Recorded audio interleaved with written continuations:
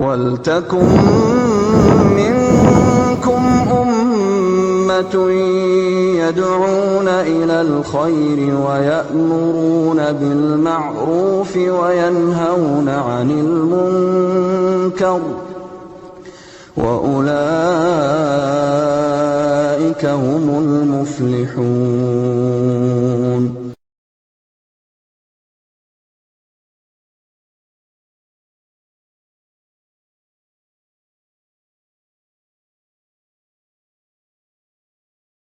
Jangan terlalu tahu banyak urusan orang dan jangan suka mendengar kejelekan orang. Ini yang paling berat ya. Jangan terlalu banyak tahu urusan orang dan jangan sering mendengar keburukan-keburukan orang. Jangan kepo ya. Jangan kepo. Dalam suatu hadis ini diriwayatkan oleh Imam Ahmad namun diperselisihkan oleh para ulama tentang sanadnya. Ya, sebagian ulama mendhaifkan tetapi Ahmad Syakir menghasankan. Namun maknanya benar. Karena Syekh Utsaimin rahimahullah tatkala membawakan hadis ini mengatakan maknanya benar. Apa isi hadis ini? Dari Abdullah bin Mas'ud radhiyallahu anhu qala, dari Ibnu Mas'ud radhiyallahu anhu dia bersabda, qala Rasulullah sallallahu alaihi wasallam. Rasulullah sallallahu bersabda, "La yuballighuni ahadun min ashabi an ahadin syai'an. Fa inni uhibbu an akhruja ilaikum wa ana salimu sadar." Kata Nabi sallallahu alaihi wasallam, jangan seorang pun dari sahabat-sahabatku menyampaikan kepadaku tentang seorang pun, apapun jangan disampaikan kepadaku. Artinya datang seorang, Ummu tahu enggak ini fulana? Ummu tahu enggak ini? Ummu tahu enggak ini? Ini ibu seperti gitu kan, kurang kerjaan, makanya pembicaraannya membicarakan orang lain. Ya. Kata Nabi, jangan seorang pun dari sahabatku datang kepadaku melaporkan tentang orang lain. Kenapa kata Nabi?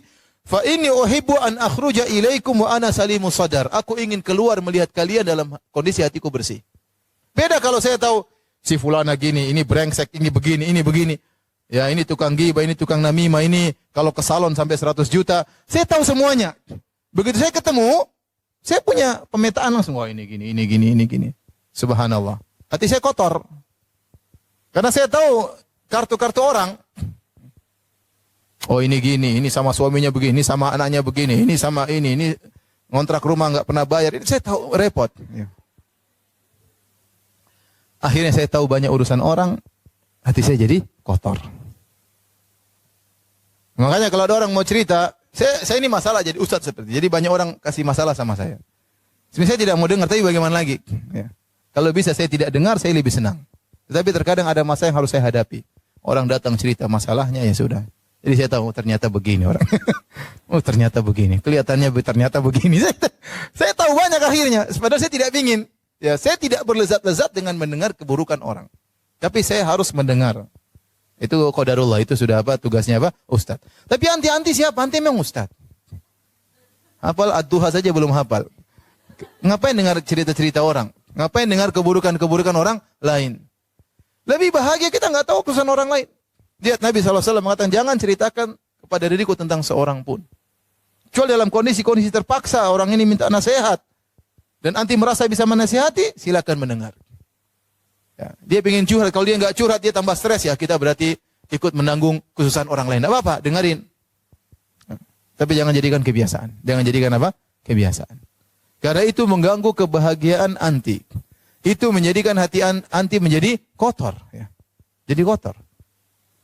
Oleh karena seorang berusaha ya tidak mendengar tentang keburukan-keburukan orang lain. Ibnu Rajab Al-Hambali rahimahullah berkata, afdalul a'mal, amalan yang terbaik, salamatus sadri min anwa'i syahna'i kulliha. Sebaik-baik amalan adalah bersihnya hati dari segala ya permusuhan seluruhnya. Ya. Jadi kalau hati bersih, tidak tahu keburukan orang, tidak tahu permasalahan orang, itu lebih baik sebisa mungkin. Ya, kecuali memang kalau anti diceritakan, nanti bisa kasih solusi, bisa mengurangi beban orang, maka tidak apa, kita berbuat baik sama orang. Tapi kalau enggak perlu, enggak usah. Banyak yang mau kita urus. Kita mau ngurus suami kita mau ngurus anak-anak kita mau ngurus ibu kita, ya. Mengurus diri kita sendiri perlu diurus. Ya, sudah ngaji lama, ilmu enggak bertambah-tambah, sudah lama ngaji, hafalan tidak bertambah-tambah, ya. Sudah lama ngaji, tidak berubah-ubah, masih saja begini, masih saja begitu, ya. Dan seterusnya. Masing-masing kita tahu ya. Masing-masing kita tahu tentang diri kita. Maka di antara hal yang membantu seorang kiat yang ketiga agar seorang ya tidak atau bersih hatinya, jangan suka mendengar urusan orang lain, apalagi mendengar keburukan orang lain. Kalau ada orang datang sama kita, ukhti, ada fulan, sudah jangan, saya nggak mau dengar. Ya, kamu kalau ada perlu nasihati dia aja langsung, saya nggak mau dengar.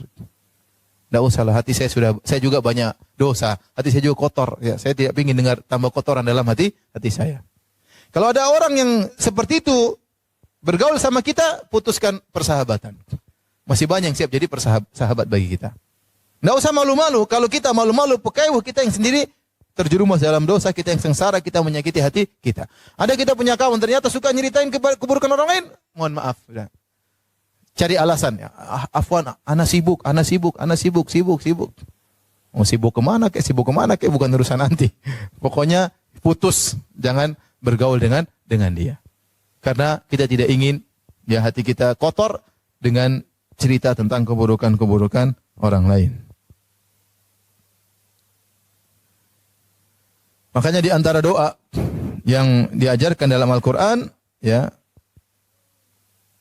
kata Allah Subhanahu wa taala walladzina ja'u min ba'dihim yaquluna rabbana ighfir lana wa li ikhwanina alladzina sabaquna bil iman wa la taj'al fi qulubina ghillan lil ladzina amanu. Ya Allah, ampunilah kami dan ampunilah orang-orang yang sebelum kami yang telah beriman sebelum kami. Wa la taj'al fi qulubina ghillan lil ladzina amanu. Ya Allah, janganlah kau jadikan dalam hati kami ghil itu kedongkolan, jengkelan sama orang lain kepada orang beriman yang lain. Kita ingin kita ketemu orang, kita senyum, bisa senyum sama dia, kita tidak tahu keburukan-keburukannya, ya lebih enak. Daripada kalau kita tahu, ketemu sudah tahu orang ini begini, enggak enak. Terkadang informasi yang masuk sama kita juga ternyata salah. Salah atau benar kita berusaha tidak mendengar.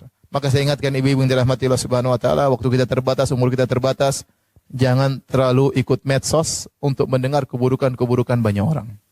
Ya. Jangan terlalu ikut medsos. Nanti punya dunia sendiri. Ketemu ke teman-teman, kumpul ketemu makan-makan misalnya atau pengajian kayak atau jalan-jalan.